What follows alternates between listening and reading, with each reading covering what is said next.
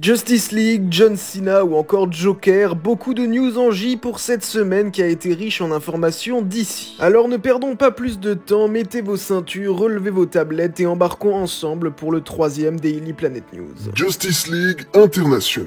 Selon My Time to Shine Hello, donc à prendre avec des pincettes, il y aurait un projet Justice League International en préparation. La Justice League International est une équipe composée des membres plutôt tertiaires de l'univers DC comme Guy Gardner ou encore Ted Kord, voire même Booster Gold. Équipe à laquelle on ajoute quelques membres principaux comme par exemple Batman, Martian Manhunter ou encore Shazam. C'est une équipe de la Justice League qui possède des histoires bien plus légères que la Justice League originale avec Superman, Wonder Woman, Flash, etc. En ce qui concerne cette rumeur, j'y crois assez dans le sens où ça a déjà été évoqué par James Gunn, la Justice League International, et il a déjà taquiné sa présence dans le DCU. Reste maintenant à savoir s'il s'agirait d'une série ou d'un film, et surtout d'à quel moment elle prendrait place, parce que cela voudrait dire que la Justice League théoriquement existerait déjà. En ce qui me concerne, je trouve que ce n'est pas spécialement une bonne idée. J'aurais préféré qu'on se concentre déjà sur la Justice League principale, et pourquoi pas avoir également la Justice League Dark, mais la Justice League International, je n'en vois vraiment pas l'utilité. Mais quand on voit que des personnages comme Guy Gardner, Booster Gold ou encore Maxwell Lord sont au programme pour ce DCU, il semble vraiment tout indiquer que ce projet verra bel et bien le jour. Reverse Flash dans Superman et Lois. En effet, Tom Cavanagh a confirmé qu'il sera bel et bien présent dans la dernière saison de Superman et Lois.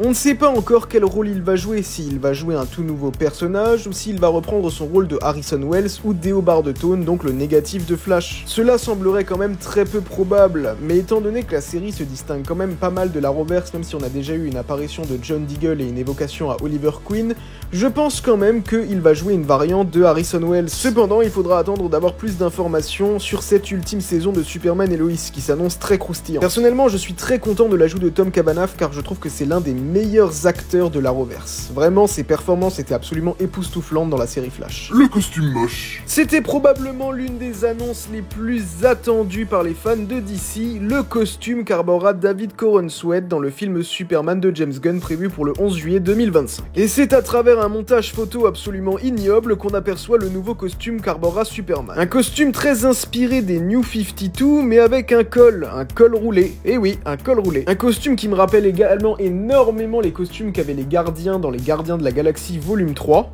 Et le moins qu'on puisse dire, c'est que ce costume ne fait vraiment pas l'unanimité. Au contraire, j'ai l'impression qu'il y a quasiment que des avis négatifs dessus. Cependant, je pense réellement qu'il s'agira d'un premier costume, et qu'à mon avis, il en aura un autre qui sera bien plus stylé dans le film, car je ne vois pas comment James Gunn et surtout le reste de l'écurie DC Comics peut approuver une telle atrocité. Cela signifie-t-il que s'il y a une figurine sur ce personnage, je ne la prendrai pas? Mais bien sûr que je vais la prendre, car je suis une véritable victime de cette société de consommation. En tout cas, pour ma part, j'ai vraiment hâte de voir s'il y aura un autre costume, et surtout de voir d'autres poses de ce costume-là, parce qu'après, la pose n'est vraiment pas iconique, il est en train de remettre ses bottes. Non, parce que voir un try-on-all de Superman, j'en ai vraiment pas besoin. C'est quoi la prochaine étape? Un Draw My Life pour nous rappeler sa vie à Smallville? Enfin bon, la hype est évidemment toujours aussi présente, et restons à l'écoute. Le Joker dans Multiversus. Le Joker arrivera dans Multiversus à partir du 28 mai prochain, et ce sera pas n'importe quel Joker, car ça sera un Joker doublé par Mark Hamill, le doubleur légendaire du personnage de la série Batman The Animated Series. Mais c'est également lui qui a doublé le Joker dans les fantastiques jeux Batman Arkham. J'ai pas encore eu l'occasion de tester la bêta de Multiversus, mais ça sera installé dès le 28 mai. Batman Caped Crusader.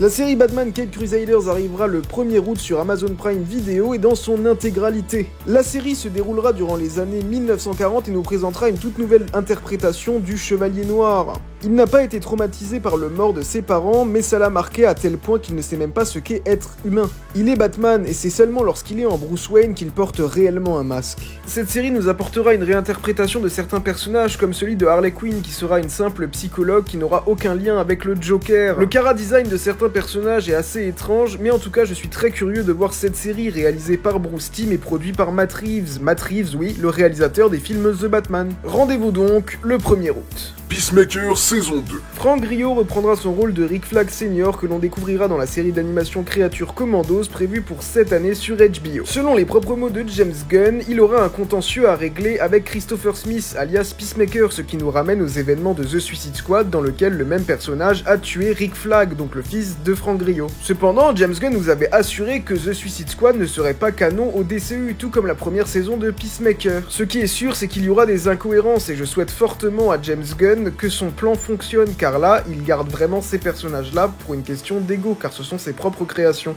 Il est intéressant de noter également que sur la photo, on peut voir les logos de Stag Industries et de Big Belly Burger. Photo probablement issue du tournage de Superman, dans lequel est présent Metamorpho, qui est l'un des ennemis principaux de Simon Stagg. Quant à Big Belly Burger, c'est une chaîne de fast-food que l'on a déjà vu dans l'univers d'ici, que ce soit dans l'Arrowverse ou encore dans le film Blue Beetle. On a également eu l'information que James Gunn réalisera 3 des épisodes de cette saison 2, dont le premier. Même si j'aurais préféré qu'il s'agisse d'un reboot total, je l'ai déjà exprimé à plusieurs reprises, mais je suis réellement content que Peacemaker aura droit à une saison 2, car j'aime énormément le personnage que joue John Cena et j'adore John Cena de manière générale. Donc très hâte de voir cette série qui sortira probablement l'année prochaine ou début 2026 au plus tard. Et on arrive déjà à la fin des news de cette semaine. Il y en avait peut-être pas énormément, mais elles étaient comme dit croustillantes comme du poulet de chez KFC. Mes chers Dicivores, vous savez comment ça se passe. Dans l'espace commentaire, vous pouvez interagir et me donner votre avis sur l'ensemble des news ou sur la news de votre choix, c'est comme vous voulez. Je me ferai un plaisir de vous lire et de vous répondre avec attention. Si cette vidéo vous a plu, vous pouvez également laisser un pouce et activer la cloche pour ne manquer aucune des prochaines sorties à venir sur la chaîne. Et il ne me reste plus qu'à vous dire de vous abonner ici pour toujours plus de DC.